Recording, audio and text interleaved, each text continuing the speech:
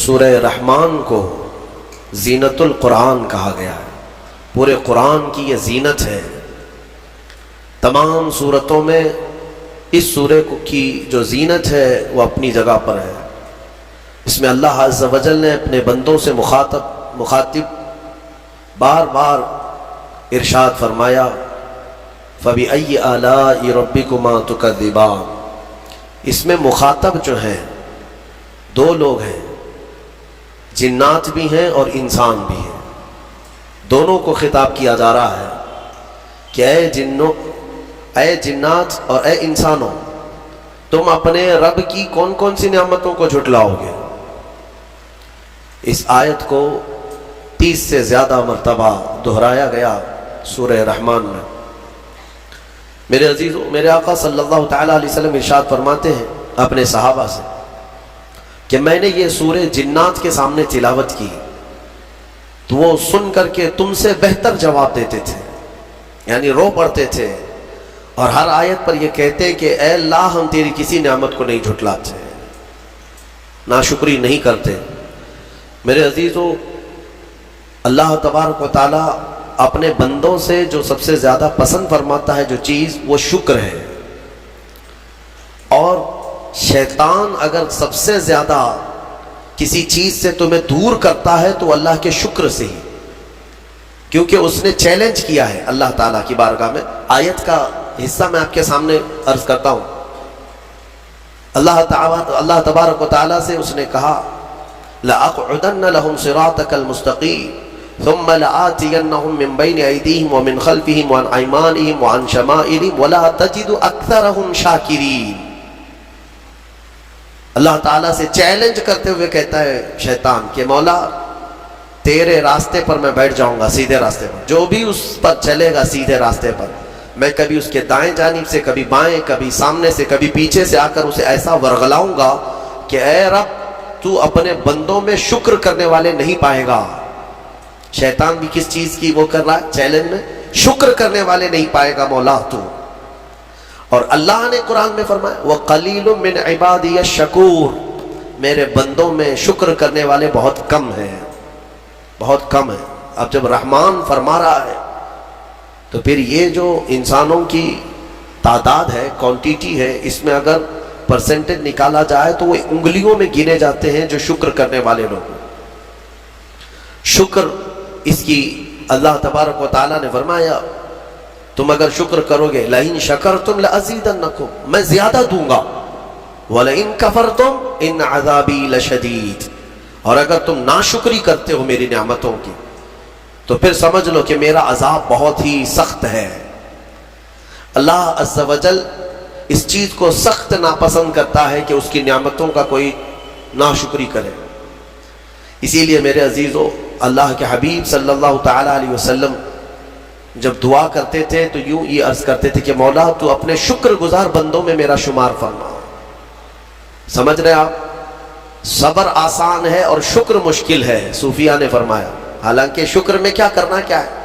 صبر دیکھا جائے تو کٹھن ہوتا ہے، برداشت کرنا ہوتا ہے، مصیبت آئی خاموش رہنا ہے، کسی چیز کی کمی ہو گئی خاموش رہنا ہے، یہی تو صبر ہے۔ گناہ کی خواہش ہوئی لیکن نہیں کیا، یہی صبر ہے۔ صبر دیکھا جائے تو مشکل ہے، لیکن صوفیہ کرام فرماتے ہیں صبر سے زیادہ مشکل شکر ہے۔ شکر ہے وہ کیسے؟ کہا کہ اس لیے کہ جب خوشیاں آتی ہیں تو عام طور پر انسان ہر چیز بھول جاتا ہے، اسے یاد ہی نہیں رہتا کہ دینے والے کا مجھے شکر بجا لانا چاہیے، وہ بھول جاتا ہے۔ یہی تو ہم نے دیکھا ہے۔ آپ تھوڑا سا تجزیہ کر کے دیکھ لیں اپنی زندگی میں، تھوڑا غور و فکر کر کے دیکھ لیں۔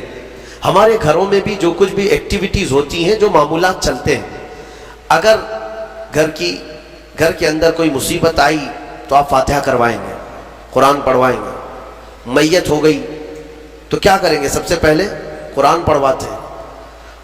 کسی کی بیماری ہو گئی، نزا کا وقت آیا، کسی کو بلایا، قرآن پڑھوا رہے ہیں۔ بہت سخت بیمار ہے، پانی پڑھ کر کے پھکوا رہے۔ یہ ساری مصیبتوں کے وقت آپ قرآن یا عبادت کی طرف جا رہے ہیں، سجدہ کر رہے ہیں۔ لیکن کبھی شادی ہو رہی ہے گھر میں، بچے کا عقیقہ ہو رہا ہے، ولیمہ ہے، منگنی ہے، ان سب مواقع پر جو خوشیوں کے ہیں، کب قرآن خوانی ہوتی ہے؟ کب قرآن پڑھا جاتا ہے؟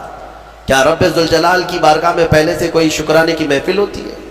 بہت کم دیکھا گیا۔ موت پر، غم پر، بیماری پر دعائیں مانگی تو ضرور جاتی ہیں، قرآن پڑھا تو جاتا ہے، لیکن خوشیوں کے موقع پر بندہ بھول جاتا ہے۔ اسی لیے صوفیہ اکرام نے فرمایا شکر جو ہے یہ مشکل ہے، اور منافق شکر نہیں کر سکتا۔ یہ مومن کو عطا کی ہوئی نعمت ہے شکر کرنا۔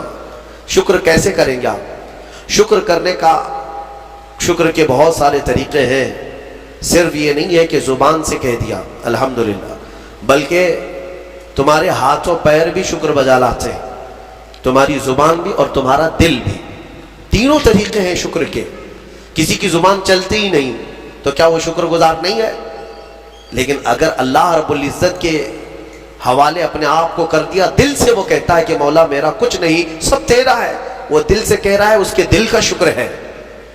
وہ ہاتھ اور پیر اگر عبادت کے لیے اٹھاتا ہے تو یہ ہاتھوں اور پیروں کی طرف سے اللہ کا شکر ہے، اور پھر زبان سے اگر کہتا ہے تو یہ زبان کا شکر ہے، الحمدللہ۔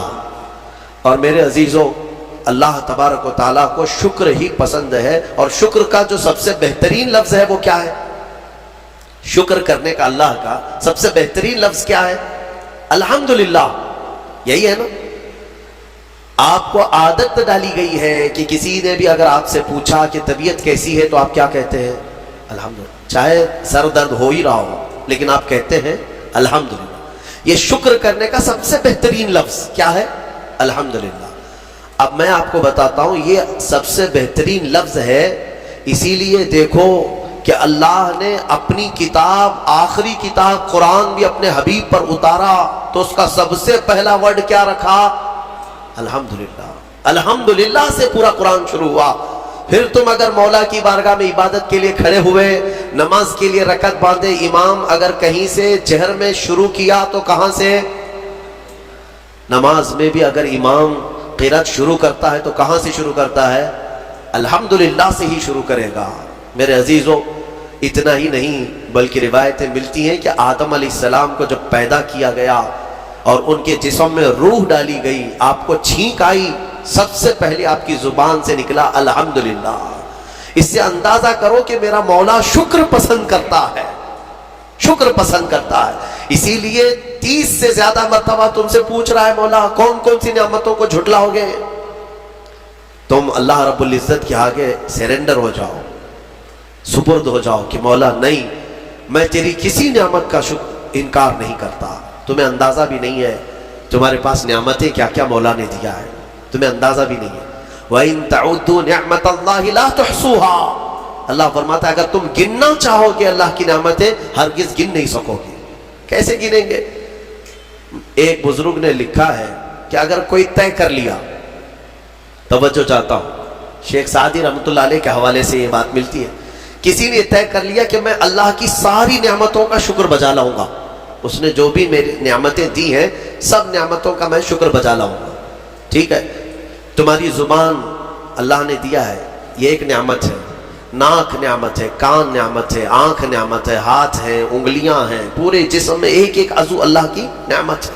پھر پلس اس کے علاوہ جینے کے لیے جو یہاں پر گھر دیا یہ نعمت ہے، زمین پر چلنے کی طاقت دی یہ نعمت ہے، اور سونے کے لیے ہمیں بستر دیا، پہننے کے لیے کپڑے دیا یہ نعمت ہے، رشتہ دار دیا یہ نعمت ہے، اولاد دیا یہ نعمت ہے، ماں باپ دیا یہ نعمت ہے، اچھے دوست دیا یہ نعمت ہے، اسلام دیا یہ نعمت ہے، ایمان پر رکھا یہ نعمت ہے، اپنے آخری نبی کی امت میں پیدا کی یہ نعمت ہے۔ یہ ہزاروں نعمتیں ہیں، لیکن اگر تم چلو طے کر لیتے ہو کہ میں اللہ کی ساری نعمتوں کا ایک ہی بات دیگرے شکر بجا لاؤں گا، اے اللہ تو نے مجھے زبان دی الحمدللہ، تو نے مجھے ناک دی الحمدللہ، سب نعمتوں کا شکر کرنے کا اگر کسی نے ارادہ کر لیا تو شیخ سعدی فرماتے ہیں تو پہلے وہ بیٹھ جائے، اس کو اللہ نے جو سانسیں دی ہے نا یہ سب سے بڑی نعمت ہے۔ ایک سانس اندر جاتی ہے یہ نعمت، سانس باہر نکلتی ہے یہ نعمت۔ اگر تم نے سانس لے لیا نکلی نہیں باہر تو ختم ہو گئی تمہاری زندگی، اور سانس نکلی اندر لے نہیں پا رہے ہو یہاں پر بھی زندگی ختم۔ سانس لینا ایک نعمت، سانس باہر چھوڑنا یہ ایک نعمت۔ شیخ سعدی فرماتے ہیں اور ہر سانس نہیں ہوتی ہے، پرانی سانس نہیں آئے گی، ہر سانس نہیں ہے، تو ہر سانس کے بدلے ہی تم اگر الحمدللہ کہتے رہ جاؤ گے تو زندگی گزر جائے گی سانسوں کے شکر پر، باقی نعمتیں ویسی ہی رہ جائے گی، صرف سانسوں کے شکر پر تو زندگی گزر جائے گی۔ میرے عزیزوں، اندازہ بھی نہیں کر سکتے کہ اللہ نے کون کون سی نعمتوں سے نوازا ہے۔ تمہیں پتہ ہے، میں ایک مرتبہ اس چیز کو بھی پڑھا تھا کہ اگر تمہیں سانس خرید کر کے لینا پڑ جائے، ہاسپٹل میں جا کر کے دیکھو آکسیجن کا ایک سلنڈر جو کبھی مریضوں کو لگایا جاتا ہے کتنی قیمت کا ہوتا ہے، دن بھر میں وہ کتنے سلنڈر سانس کھینچتا ہے۔ اس اعتبار سے اگر تمہاری زندگی 60 سال کی ہوئی اور 60 سال تمہیں آکسیجن خرید کر کے لینا پڑا تو تقریباً اس کی قیمت جو ہے کئی 100 کروڑ میں چلی جاتی ہے۔ ایک اندازے کے مطابق 50 سے 60 کروڑ کا آکسیجن تمہیں لگ جاتا ہے، تو کیا یہ ہر آدمی کیپیبل ہے اپنی سانسوں کو پیسے سے خرید سکے گا؟ اور رب ذوالجلال نے تمہارے لیے اتنی آسانیاں کی ہیں کہ سانس ایسا نہیں ہے کہ فلاں شہر میں ملتی ہے جا کر کے لائیں اور پھر کھینچیں، تم جہاں ہو تمہاری ناک کے قریب ہوائیں کیا ہے۔ اس رب قدیر نے اتنی بڑی نعمتوں سے تمہیں نوازا، تمہیں اندازہ بھی نہیں ہے۔ اور اسی لیے رب تعالیٰ فرماتا ہے فَبِأَيِّ آلَاءِ رَبِّكُمَا تُكَذِّبَانِ، تم میری کون کون سی نعمتوں کو جھٹلاؤ گے۔ حاتم اصم ایک بزرگ ہے، حضرت حاتم خلیفہ ہارون رشید کے زمانے کے، خلیفہ ہارون رشید کے زمانے میں بادشاہ نے ایک مرتبہ ان کو طلب کیا اور پوچھا کہ کچھ نصیحت کیجیے آپ مجھے۔ وہ اکثر بڑے بڑے علماء کو دربار میں بلاتا اور نصیحت حاصل کرتا۔ حضرت حاتم اصم رضی اللہ تعالیٰ عنہ نے بادشاہ سے ایک سوال کیا کہ ہارون، اگر تمہارے ساتھ ایسا ہو جائے زندگی میں اور پیاس کی شدت ایسی ہے کہ تم بلک رہے ہو، اگر تم کو کوئی ایک گلاس پانی دینا چاہے اور وہ پیسوں میں دینا چاہے اور اس آدمی کے علاوہ کسی کے پاس پانی نہیں ہے، تم ایسی جگہ پر پہنچ گئے ہو جنگل میں یا صحرا میں، تو تم اس کو کتنے پیسے دے کر خرید سکتے ہو؟ ایک گلاس پانی وہ بہت بڑی قیمت لگا رہا ہے، تم کو اگر بہت شدت کی ضرورت ہے تو تم کتنا مال دے کر کے خریدو گے؟ خلیفہ ہارون رشید نے کہا میں اپنی آدھی سلطنت بھی دینے کو تیار ہو جاؤں گا ایک گلاس پانی، کیونکہ ضرورت ہے انسان کی، جان بچانا ہے۔ تو حاتم اصم نے کہا ٹھیک ہے، تمہیں پانی تو مل گیا، کبھی ایسا ہوا تمہاری زندگی میں تم نے پانی تو پی لیا، پیٹ بھر کر پی لیا، پیٹ بھر کر کے، لیکن پانی اب نکلتا نہیں ہے، باہر نہیں نکلتا پانی، کوئی صورت ہی نہیں ہے کہ تمہارا پانی باہر آئے، پیشاب بند ہو چکا ہے۔ کوئی ایک حکیم ایسا ہے جو تم سے یہ کہے کہ میں تیرے پیٹ کا پانی باہر نکال دوں گا تو تو اسے کتنی قیمت دے گا؟ ہارون رشید نے کہا اس کو بھی میں اپنی آدھی سلطنت دے دوں گا، میرا پانی نکالتا ہے۔ تو حضرت حاتم اصم نے فرمایا ہارون، تیری پوری سلطنت کی قیمت ایک گلاس پانی کے برابر ہے، اگر نہ ملے تو آدھی سلطنت اور مل جائے نکالنے کے لیے آدھی سلطنت، تو سوچ وہ رب ذوالجلال بغیر کسی قیمت کے روز تجھے پلاتا بھی ہے اور روز تیرے سے نکالتا بھی ہے، کتنی بڑی نعمت ہے تیرے لیے۔ میرے عزیزوں، میں آپ کو ایک چیز بتاتا ہوں، میرے آقا صلی اللہ تعالیٰ علیہ وسلم نے اپنی امت کو سب سے زیادہ اگر دعائیں سکھائی ہیں تو وہ شکر کی دعائیں تلاش کر لینا، یہ میرے مطالعے کے اعتبار سے میں آپ کو بتا رہا ہوں۔ آپ روزمرہ کی زندگی میں جو چیز بھی کرتے ہیں اس میں اللہ کا شکر ہے۔ میرے آقا نے سکھایا، آپ کھانا کھانے کے لیے بیٹھ رہے بسم اللہ پڑھ کر کے شروع کیے، کھانا ختم ہونے کے بعد میرے آقا نے سکھایا ہے الحمدللہ الذی اطعمنا وسقانا وکفانا وجعلنا من المسلمین۔ کیا ہے؟ تمام تعریفیں اس اللہ کے لیے، شکر ہے اس مولا کا جس نے ہمیں کھلایا پلایا اور ہمیں ہدایت دیا اور مسلمان بنایا۔ کھانے کے بعد بھی میرے آقا نے یہی سکھایا، کھانے کے بعد تمہیں کرنا کیا ہے؟ یہی ہے۔ اچھا، اور نیند لگ رہی ہے، سونے کے وقت کہا بسم اللہ پڑھ کر کے سو جاؤ، لیکن سو کر کے اٹھتے ہو اگر نیند کھلتی ہے تو میرے آقا فرماتے ہیں یہ پڑھو الحمدللہ الذی احیانا بعد ما اماتنا، الحمد سے ہی شروع ہے. تمام تعریفیں اس اللہ کے لیے جس نے ایک موت کے بعد مجھے دوبارہ اٹھایا ہے. آپ کیا سمجھتے ہیں نیند جو ہے موت کی بہن ہے. اگر کوئی سویا مولا چاہے تو اس کی آخری نیند ہو سکتی ہے. بہت سارے ایسے ہیں جو سوئے اور پھر اٹھ ہی نہیں سکے. نیند کی حالت ایسی ہوتی ہے کہ وہ آدھی موت کے برابر ہے, اس کو خبر نہیں ہوتی, اسی میں وہ چلا بھی جا سکتا ہے. اور پھر جب تمہیں بیدار کرتا ہے مولا تو یہ نعمت ہے, بہت بڑی نعمت ہے کہ تمہیں موت کے منہ میں لے جا کر واپس لے آیا. جب بھی تم اٹھتے ہو میرے آقا نے فرمایا شکر بجا لاؤ. شکر ہے اس اللہ کا, تمام تعریفیں اس اللہ کی. بعدما اماتنا احیانا بعدما اماتنا, ہمیں موت دینے کے بعد دوبارہ اٹھایا ہے, اس اللہ کا شکر ہے. سو کے اٹھو تو الحمدللہ. اتنا ہی نہیں میرے عزیزوں, میرے آقا صلی اللہ تعالیٰ علیہ وسلم فرماتے کپڑا اگر پہن لیا تو بھی پڑھو الحمدللہ الذی کسانی ھذا.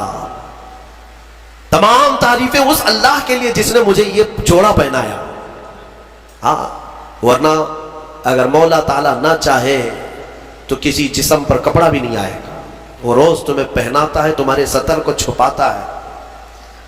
اتنا ہی نہیں, میں آپ کو بتاؤں استنجا کے لیے بھی جاتے ہو, پیشاب کے لیے فرمایا گیا کہ بسم اللہ پڑھ کر کے تو جانا ہے اور اللہ کی پناہ مانگ کر کے جاؤ. بسم اللہ اللہم انی اعوذ بک من الخبث والخبائث. لیکن جب تم استنجا کر کے باہر آتے ہو تو حضور نے فرمایا پھر یہ کہو الحمدللہ الذی اذھب عنی الاذى وعافانی. وہاں بھی شکر ہے. کس بات کا شکر ہے؟ تمام تعریفیں اس اللہ کی, اس کا شکر ہے جس نے اذیت دینے والی, تکلیف دینے والی چیز کو میرے جسم سے دور کیا. تمہیں اندازہ ہے زہر ہے جو اندر استنجا جمع ہو جائے. آسانی سے آج پیشاب کر لیتے ہو, آسانی سے آج تم حاجت کر لیتے ہو, پخانہ ہو جاتا ہے, تو اس کو یوں مت سمجھ لینا کہ تمہارا کمال ہے. یہ رب تعالیٰ کی ہزار نعمتوں میں سے ایک نعمت ہے. اگر پیشاب تمہارا رک گیا, کڈنی کام کرنا چھوڑ دیتی ہے. آج جاؤ ہاسپٹلوں میں دیکھو ڈائلیسس کی مشینوں پر کتنے مریض سوئے ہوئے ہیں. تمہیں پتہ ہے پیشاب اگر نہیں نکلتا تو آج کے زمانے میں نیا ایک علاج ہے. ڈاکٹرز کیا کرتے ہیں کہ پانی جو ہے یہ پیشاب پورا خون میں مل جاتا ہے اور زہر بنتا ہے جسم میں. اگر ایک دن پیشاب نہیں ہوا تو پانی تمہارا جسم میں بھر جائے گا. اسی کو کریٹینن کا لیول بڑھنا کہتے ہیں. زہر بھر جاتا ہے. اب اس کو نکالے کیسے؟ باہر آتا نہیں. ڈاکٹر اس کے لیے ڈائلیسس کی مشین اس کو لٹاتے, کیا کرتے ہیں بڑی موٹی موٹی 2 سوئیاں یہاں حلق میں ڈالتے ہیں گردن کے پاس, یا پھر ہاتھ سے ایک پائپ جسم کا پورا خون نکالتا ہے اور مشین میں ڈالتا ہے, اور مشین فلٹر کرتی ہے. دوسرے پائپ سے فلٹر کیا ہوا خون اندر جاتا ہے, اور جو پانی ہے وہ مشین نکال کر کے باہر ایک ڈبے میں پھینکتی رہتی ہے. میرے عزیزو, میں نے اپنی آنکھوں سے دیکھا ہے ایک بار ڈائلیسس کرنے کے لیے 4 گھنٹے لگتے ہیں. 4 گھنٹے لگتے ہیں. اور کئی مریض ایسے ہیں جن کو ہفتے میں 3 مرتبہ یہ کرنا پڑتا ہے, اور ڈاکٹر ان کو ایک بوتل پانی دیتا ہے, لمیٹڈ پانی پینا, پورے 2 دن میں 1 لیٹر سے زیادہ پانی مت پیو. اللہ, چاہ کر کے وہ پانی نہیں پی پاتے, چمچ سے پانی پیتے ہیں, ڈھکن سے پانی پیتے ہیں کہ زیادہ ہو گیا تو جسم میں نکلنے کی جگہ نہیں ہے. خیر, یہ تو ڈاکٹرز نے پیشاب نکالنے کے طریقے تو اپنا لیے میرے عزیزوں, لیکن اگر پخانہ نہیں نکلا تو اب تک اس کے علاج بھی نہیں ملتے. کھا لیا آپ نے, اگر یہ غلاظت نہیں نکل پائی تمہارے اندر تو پورے جسم میں یہ زہر بن کر کے پھیل جائے گا, موت کا سبب بن جاتا ہے. جب ہم بیت الخلا میں جاتے ہیں اور پیشاب پاخانہ کر کے نکلتے ہیں تو تمہیں کیا لگتا ہے میرے عزیزو؟ یہ اللہ کی ہزارہ نعمتوں میں سے ایک نعمت ہے کہ اذیت دینے والی چیز کو اس نے ہمارے جسم سے ہٹایا ہے. اسی لیے مولا فرماتا ہے فَبِأَيِّ آلَاءِ رَبِّكُمَا تُكَذِّبَانِ, تم میری کون کون سی نعمتوں کو جھٹلاؤ گے. اچھا, یہ تو نکلنے والی بات میں نے کیا نا, نکلنے والی بات. لیکن تمہیں پتا ہے تمہیں اگر کھانے کے لیے بھوک نہ لگے تو کچھ نہیں کر سکو گے. کھانے کی خواہش ہونا یہ اللہ کی نعمت ہے. بھوک لگنا یہ اللہ کی نعمت ہے۔ اچھا یہ بھی میں آپ کو بتا دوں، بھوک لگتی نہیں ہے کسی کو تو یہ مصیبت ہے، کھا ہی نہیں سکتا، بغیر بھوک کے وہ اندر لے بھی نہیں سکتا لقمہ۔ یہ رب تبارک و تعالیٰ کی طرف سے نظام رکھا گیا ہے، وہ بھوک لگتی ہے وہ کھاتا ہے۔ اور ایک بات میں بتا دوں، ایک بڑی بیماری ہے دنیا کی، بھوک تو بہت لگتی ہے، آدمی کھائے جاتا ہے لیکن پیٹ بھرتا نہیں، سیرابی نہیں ہوتی، شکم سیر نہیں ہوتا۔ یہ بیماری ہے ہیضے کی بیماری۔ اس بیماری میں حجاج بن یوسف مر گیا، ہاں بڑا گورنر تھا، جانتے ہیں بھوک اتنی لگتی تھی اس کو کہ ایک مرتبہ ایک گائے پوری ذبح کر کے بھون کر کے اس کو کھلائی گئی، پیٹ نہیں بھرا، خواہش ابھی بھی باقی ہے، بھوک ابھی بھی ہے، اور کچھ کھلا دو اور کچھ کھلا دو۔ اس کو پھر انڈے کھلائے گئے، مرغیاں کھلائی گئی، اتنا کھلایا گیا کہ پیٹ پھٹ گیا اور زہریلا ہو گیا۔ آپ کو کیا میں بتاؤں، پیٹ 4 لقمے کھانے کے بعد، کسی کو 10 لقمے کھانے کے بعد ایسا لگتا ہے پیٹ بھر گیا، الحمدللہ پیٹ بھر گیا۔ یہ جو شکم سیر آپ کو لگتا ہے یہ اللہ کی نعمت ہے۔ کچھ لوگوں کو یہ بیماری ہے کہ تم ان کو 4 کلو بھی اندر کچھ ڈال دو تو یہاں کی جو چاہت ہے وہ نہیں جائے گی، ہاں خواہش نہیں ختم ہوگی۔ اسی طرح پیاس لگنا اللہ کی نعمت ہے، اور پیاس کا بجھ جانا یہ بھی نعمت ہے۔ سکرات کے وقت میں فرمایا گیا کرے ایک ندی پانی بھی اس کو پلایا جائے تو یہ حلق نہیں سوکھے گا، پیاس باقی رہے گی، اور پانی اور پانی اور پانی۔ تم اندازہ کر سکتے ہو ایک گلاس پانی پینے کے بعد اگر ٹھنڈک لگی، ہاں پیٹ بھر گیا، پیاس بجھ گئی، نعمت ہے اللہ کی یہ۔ اور ایک بیماری یہ ہے کہ اس کے اندر ایک بالٹی پانی بھی ڈال دیا جائے تو حلق نہیں سوکھتا، پیاس بجھتی نہیں ہے، پھر زبان چپکنے لگتی ہے، حلق سوکھنے لگتا ہے، یہ بیماری ہے۔ میرے عزیزوں، میں تو صرف تمہارے جسم کی نعمتیں گنا رہا ہوں، تمہیں اندازہ بھی نہیں ہے۔ ابھی چند دنوں قبل میں نے اپنے بچوں کے سامنے بھی ایک بات عرض کیا تھا، میں 1-2 سال قبل شاید ایک مطالعے میں تھا، کسی چیز کی اسٹڈی میں، ایک نئی چیز میرے مطالعے پہ آئی تھی۔ ایک صاحب کئی دنوں سے وہ بیمار رہتے تھے، ان کو ہوتا کیا تھا، چلتے تھے تو اچانک ٹیڑھے ہو جائے اور ایسا لگے کہ دیوار گر رہی ہے، روڈ پہ چلے تو ایسا لگے کہ یہ گاڑی میرے اوپر گرے گی۔ ہاں یہ ایک بیماری ہے۔ آپ زمین پر کھڑے ہوتے ہیں، 2 پیروں سے کھڑے ہوتے ہیں نا، بیلنس کیسے رہتا ہے تمہارا؟ چاہے موٹے ہو تگڑے ہو لیکن سیدھے تو کھڑے رہتے ہو، اور چلتے ہو تو کیا ایک طرف جھک جھک کے چلتے ہو، کبھی ادھر کبھی ادھر نہیں، ہوائیں چاہے جتنی بھی آئیں آپ سیدھے چلتے ہیں۔ یہ کون ہے جو تمہارے بیلنس کو مینٹین کیا ہوا ہے؟ صرف 2 ٹانگوں پر تمہارے پورے وزن کو کس نے قائم رکھا ہے؟ اگر تجربہ کرنا ہے تو مٹی کا ایک پتلا اس طرح سے چلا کر کے دکھاؤ، 2 ٹانگوں پر چلا کر کے دکھاؤ، بیلنس کون رکھے گا؟ ارے پتلے بھی اگر بنا کر کے کھڑا کرتے ہیں کہیں اسٹیچو تو انہیں گاڑ دیتے ہیں، کھڑا نہیں کر پائیں گے۔ اتنا تمہاری ہی وزن کے بعد 80 کلو کا ایک پتلا بناؤ مٹی کا اور اس کو صرف پیروں پہ کھڑا کر کے دکھاؤ، نہیں کھڑا ہوگا، ہوا آئے گی گر جائے گا۔ تمہیں ہوا کیوں نہیں گراتی؟ کون ہے جو تمہیں برقرار رکھا ہوا ہے؟ آپ کو میں بتاؤں تو حیرت ہوگی آپ کو کہ کون سی چیز مینٹین کرتی ہے، پتا ہے آپ کو کون سی چیز تمہارے جسم کے اندر؟ نہ تمہارے ہاتھ نہ تمہارے پیر۔ اللہ اکبر، اللہ کی نعمتوں پر قربان جاؤ۔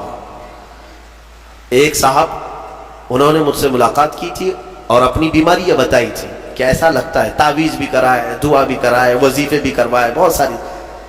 ایک ماہر دانشور تھے، انہوں نے مجھ سے یہ کہا کہ مولانا مسئلہ یہ ہے کہ ہمارے دونوں کانوں کے بیچ میں ایک چھوٹا سا پارا، ایک قطرہ ہوتا ہے پارے کا، لکوڈ پارا، دیکھیں آپ بی پی چیک کرنے کے وقت جو چڑھتا اترتا ہے مشینوں پہ، اس طرح کا ایک ہلکا سا ایک لکوڈ قطرہ ہمارے دونوں کانوں کے برابر بیچوں بیچ ہوتا ہے، اور وہ قطرہ ہے جو پورے بیلنس کو مینٹین کرتا ہے، وہ ایک قطرہ ہے۔ اگر اس قطرے کے اندر ذرا برابر بھی ادھر ادھر ہوا، وہ ایک طرف ہو گیا تو آدمی یوں چلنے لگ جائے گا، اگر وہ اس طرف ہو گیا قطرہ تو پھر آدمی اس طرف جھک جائے گا، اور یہ جلدی ہوتا نہیں ہے، وہ اتنا مضبوطی کے ساتھ پورے انسانوں کے جسموں کو سنبھالے رکھتا ہے، میرے عزیزوں پھر میں پوچھتا ہوں فَبِأَيِّ آلَاءِ رَبِّكُمَا تُكَذِّبَانِ، تم اپنے رب کی کون کون سی نعمتوں کو جھٹلاؤ گے؟ اور ایک بات، عجیب عجیب چیزیں میں نے دیکھی، کبھی ہم غور نہیں کرتے نا اپنے جسم میں، اور اسی لیے میرا رحمان فرماتا ہے وَفِي أَنفُسِكُمْ أَفَلَا تُبْصِرُونَ، تمہاری ذات میں میری نشانیاں ہیں، تم دیکھتے نہیں؟ اللہ پوچھ رہا ہے تمہاری اپنی ذات میں میری نشانیاں ہیں۔ محبوب الہی نظام الدین اولیاء رحمۃ اللہ تعالیٰ علیہ نے فرمایا اللہ تبارک و تعالیٰ تک اگر پہنچنا چاہے بندہ تو صرف اس کی نسیں جو ہے نا، اس کی رگیں، یہی کافی ہیں اس کے لیے۔ ہاں میرے عزیزوں، آج بھی ڈاکٹرز یہ کہتے ہیں کہ تمہارے جسم کے اندر کی نسیں اگر کھول کر کے پھیلا دی جائیں تو 10,000 کلومیٹر تک پھیل جائیں گے، یعنی تقریباً ایک دنیا گھومنے کے برابر۔ اتنی نسیں تمہارے جسم کے اندر ہیں کہ اگر ان کو کھول کر کے پھیلا دیا جائے تو اتنی لمبی ہو۔ کون ہے جو یہ سارا مینٹین کیا ہوا ہے؟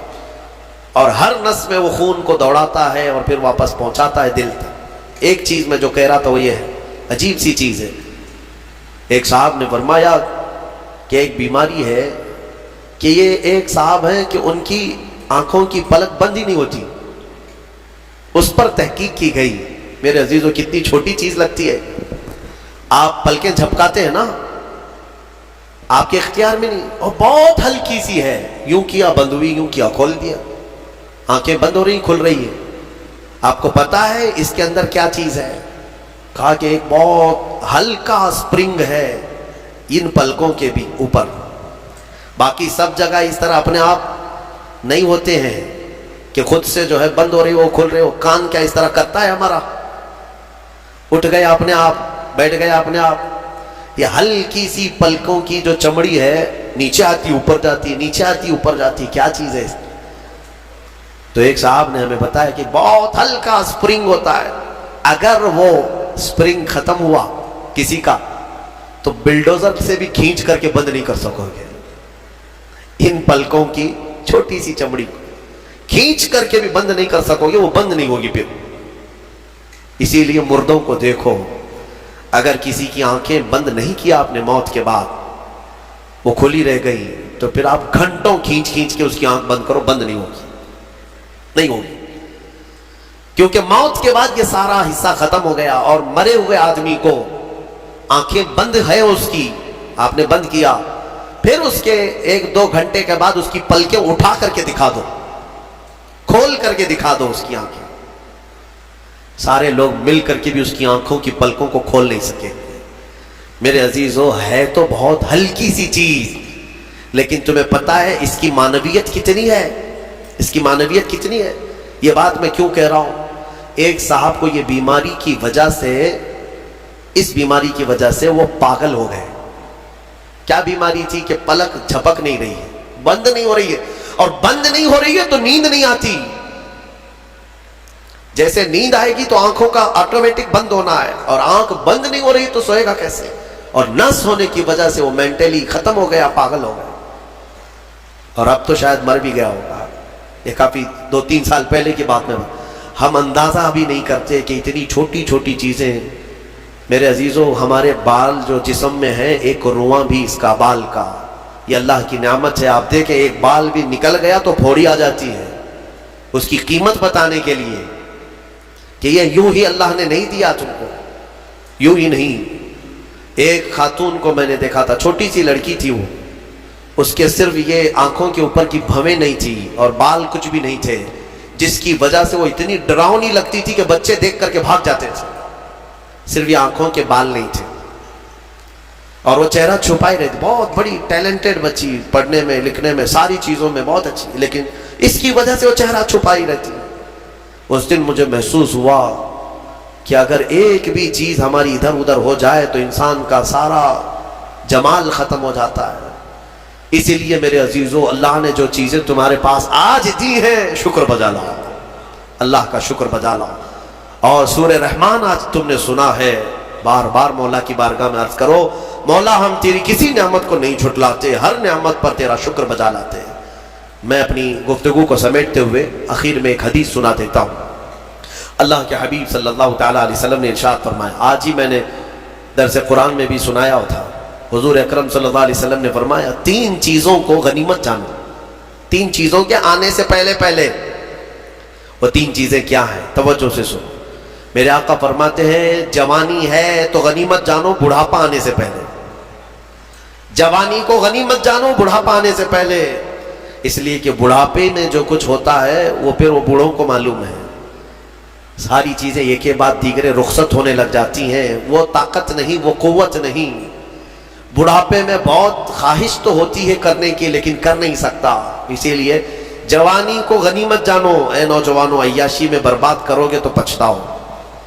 دوسری چیز میرے آقا فرماتے ہیں آج صحت ہے تو صحت کو بیماری سے پہلے غنیمت جانو، بیمار ہونے سے پہلے پہلے دیکھو اپنے ہاتھوں کو، پیروں کو، سب صحیح سلامت ہے، آج آنکھ دیکھ رہی ہے، کان سن رہے ہیں، زبان بول رہی ہے، ہاتھ پیر چل رہے ہیں، شکر کرو اللہ کا۔ اس لیے کہ ہم نے دیکھا ہے چند دنوں کے بعد ایسی بیماریاں جکڑ لیتی ہیں، سجدہ کرنا چاہتا ہے لیکن پیر مڑتے نہیں، پیر جام ہو گئے، رکوع کرنا چاہتا ہے کمر جھکتی نہیں۔ آج صحت ہے تمہارے پاس، کل آنکھیں ساتھ چھوڑنے لگ جائیں گی، کان کم سنائی دینے لگ جائیں گے، زبان میں راشا تاری ہونے لگ جاتا ہے، ہکلاہٹ آنے لگ جاتی ہے، چاہ کر کے بھی بہت ساری چیزیں تم کر نہیں پاتے۔ اسی لیے آج صحت ہے، غنیمت جانو، اس کوئی بیماری نہیں۔ آج چند ہی دنوں کے بعد دیکھنا کہ شوگر ساتھ، بی پی ساتھ، ایسے ساتھ ہوتے ہیں کہ پھر قبر تک نہیں چھوڑتے۔ ہاں آج صحت ہے، کل کسی کو کینسر ہوا تو پھر وہ جنازے کے ساتھ ساتھ کینسر جاتا ہے، کچھ نہیں کرتے، اور ان بیماریوں میں آنے کے بعد ان کو صحت کے دن یاد آتے ہیں، کاش جب میں اچھا بھلا تھا تو اللہ کی عبادت کرتا، بیمار ہوں کچھ نہیں کر پاتا۔ میں نے آپ کو اس سے قبل بھی بتایا تھا میرے عزیزو، ایک نوجوان کی بات مجھے بار بار وہ جھنجھوڑتی ہے، ممبئی شہر کے رہنے والا نوجوان، 22 سے 24 سال کا، باپ اکلوتے بیٹے کو بہت اچھا پڑھایا تھا، لندن بھیج کر کے پڑھایا تھا، اکلوتا بیٹا، بڑے باپ کا بیٹا ہے، اور 24 سال کی عمر میں اس کو بون کینسر ہو گیا، ہڈیوں کا کینسر ہو گیا، یونیورسٹی میں پڑھا اچھا، اور اس کے بعد پتہ ہی نہیں چلا، اچانک 3rd سٹیج پہ پتہ چلا، پھر 6 مہینے شاید علاج کے لگے ہوں گے، ڈاکٹروں نے کہا کہ اس کو گھر لے جاؤ، اب کچھ نہیں ہو۔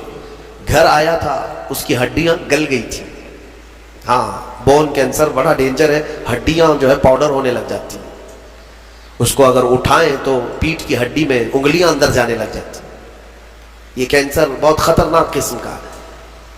اس کے چند دن بچے ہوں گے اپنے گھر پر، علاج وغیرہ سب ختم ہو چکا، اس نے اپنے باپ کو ایک دن حسرت سے بلایا اور کہا ابا میری وہ 10ویں کی 12ویں کی گریجویٹ کی یہ جو مارک شیٹ ہے، سند ہے، جو میں نے میڈل حاصل کی وہ کہاں ہے؟ کہا بیٹا سب سنبھال کے رکھا ہوں، کہا میں دیکھنا چاہتا ہوں۔ باپ نے وہ ساری چیزیں الماری سے اس کو دیا کہ یہ سرٹیفکیٹ ہے، یہ تیری سند ہے، یہ مارک شیٹ ہے، یہ ساری چیزیں ہیں۔ وہ نوجوان بستر پر لے کر کے اپنی سرٹیفکیٹ پڑی ہوئی، اس میں ٹاپر بھی رہا ہے، وہ سب چیزیں دیکھ دیکھ کر کے رونے لگا، اور پھر اپنے باپ سے ایک سوال کیا کہ ابا یہ ساری مارک شیٹ اور سند میں کون سی ایسی ہے جو میں منکر نکیر کو بتاؤں تو مجھے چھوڑ دیا جائے، کیونکہ میں جا رہا ہوں اب آخری سفر پر، میں آخری سفر پر جا رہا ہوں، اب تو میرے پاس اتنا وقت بھی نہیں ہے کہ میں کوئی اور چیز حاصل کروں۔ اس کے باپ نے مجھے یہ چیز بتائی تھی، وہ کہتے تھے کہ مولانا آپ بچوں کو بتاؤ، واقعی صحت جب تک تھی تم نے نہ قرآن کی طرف توجہ دیا، نہ میرے رحمان کو راضی کرنے کی کوشش کی۔ صحت آج ہے تو شکر بجا لاؤ اللہ کا، بیماری میں وہ مولا تمہارے ساتھ ہوگا۔ 2 چیزیں میں نے عرض کی ہے، جوانی کو غنیمت جانو بڑھاپا آنے سے پہلے، صحت کو غنیمت جانو بیمار ہونے سے پہلے، اور سب سے بڑی چیز میرے آقا فرماتے ہیں زندگی کو غنیمت جانو موت آنے سے پہلے۔ ہاں ٹھیک ہے بڑھاپے میں کچھ تو کر سکتے ہو، بیماری میں کچھ تو کر سکتے ہو، مرنے کے بعد کیا کر سکتے ہو؟ تو اس لیے آج زندہ ہیں اسی کو غنیمت جانو کہ اللہ ابھی تو ملک الموت نہیں آیا، ابھی تمہارے پاس ٹائم باقی ہے، سانسیں چل رہی، وقت باقی، صحت بھی ہے، جوانی بھی ہے، زندگی بھی ہے، تو سب ہے تمہارے پاس، پھر اللہ کی ناشکری کرنا میرے عزیزوں یہ سب سے بڑا گناہ ہے۔ اسی لیے میرے آقا صلی اللہ علیہ وسلم نے فرمایا معراج کی رات میں نے جہنم میں سب سے زیادہ عورتوں کو دیکھا، हुजूर से पूछा औरतों ने कि किस वजह से? हुजूर ने वजह यही बताई, हुन्ना यकफुरनल अशीर, वो अपने शोहरों की नाशुक्री करती हैं, नाशुक्री करती हैं। कब तूने मेरे साथ अच्छा किया, ये लफ्ज कहती है जिसकी वजह से मौला उनको जहन्नम में पहुंचाया।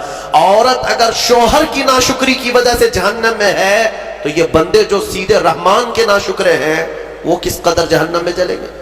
इसलिए मैं डराता हूं इस बात से कि अल्लाह रब्बुल इज्जत का शुक्र बजा लाओ। जैसा रखा है उसने बहुत है, बल्कि देखा जाए तो हमारी हैसियत से ज्यादा उसने अता किया है। शेख सादी रहमतुल्लाह तआला अलैह की वो बात याद आती है, उनकी चप्पल गुम हो गई थी, कांटे और कंकर चुभने लगे, मस्जिद में आए, सजदे में रोने लगे, सफर में हूं मौला, मेरी हैसियत ही नहीं है कि अब मैं चप्पल भी खरीद सकूं, मैं इतना गरीब और मुफलिस हो गया हूं। बाहर निकले तो देखा एक आदमी पैर कटा हुआ बैठा था, जिसके दोनों पैर नहीं थे। तो वापस गए और अल्लाह का शुक्र बजा लाने लगे, ऐ मौला मेरी तो चप्पल ही नहीं है, उसके पास पहनने के पैर भी नहीं है। इसीलिए अपने से छोटों को देखो और शुक्र बजा लाओ। हाँ, मैं अपने नौजवानों से इसीलिए कहता था कि कभी कभार हॉस्पिटल विजिट करो, जाओ कैंसर के पेशेंट को देखो, वहां पर कभी चेहरा सड़ा हुआ है, किसी का गला सड़ा हुआ है, कहाँ कहाँ क्या क्या। मैं जाता हूँ कभी तो वो देखते ही रोने लग जाते हैं। मेरे अजीजों, मौत और हयात के बीच में मौजूद एक लाश की तरह पड़े रहते हैं। तुम देखोगे तुम्हें अपनी सेहत पर अल्लाह का शुक्र करने का जज्बा पैदा होगा कि मौला तूने मुझे इन सब बीमारियों से महफूज रखा है। इसीलिए मेरे आका सल्लल्लाहु तआला अलैहि वसल्लम ने बीमारों को देखकर, मुसीबत ज़दा को देख करके भी जो दुआ तालीम दी वो क्या है? अल्लाह ताला ने, अल्लाह के हबीब ने यही दुआ सिखाई, अल्हम्दुलिल्लाहिल्लज़ी फद्दलना अला कसीरिन मिम्मन खलक़ तफ़दीला, अल्हम्दुलिल्लाहिल्लज़ी आफ़ानी मिम्मा इब्तलाक बिही व फद्दलनी अला कसीरिन मिम्मन खलक़ तफ़दीला। ऐ मौला तेरा शुक्र है, तूने मुझे आफियत दी है, जिसमें तू उसको मुब्तला कर रखा है उससे तो मुझे बचा कर रखा है, और सब पर तूने, अक्सर बंदों पर तूने मुझे फजीलत दी है। मौला ये तेरा शुक्र है। इसलिए मैं कहूँगा फ़बी अय्यि आलाइ रब्बिकुमा तुकज़्ज़िबान, ऐ इंसानों और जिन्नात तुम अपने रब की कौन कौन सी नेमतों को झुटलाओगे? अगर झुटलाओगे तो फिर पकड़ होगी। मौला करीम की बारगाह में अर्ज करो, मौला हमारी हर सांस के बदले तेरा करोड़ हा करोड़ शुक्र एहसान है, और सबसे बड़ा तेरा इनाम और तेरा शुक्र ये है कि मौला हमें लायक न होने के बावजूद तूने अपने महबूब की उम्मत में हमें पैदा किया है, ईमान दिया, इस्लाम दिया। और मौला तेरे दरबार में इतनी इल्तिजा है कि ए करीम खुदा हमारी आखिरी सांस भी तू हमें ईमान पे अता फरमा, तेरे हबीब के कदमों में मौत अता फरमा, और जब उठाए जाएं तो शुक्रगुजार बंदों में हमारा हशर फरमा। व आखिर दावाना अनिल हम्दुलिल्लाहि रब्बिल आलमीन।